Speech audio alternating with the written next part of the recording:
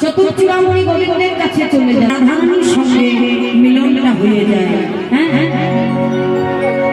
কেমন হয় গোবিন্দ, তোমার কাছে তো এলাম, তবে তোমার যদি রাধার সঙ্গে মিলন হয়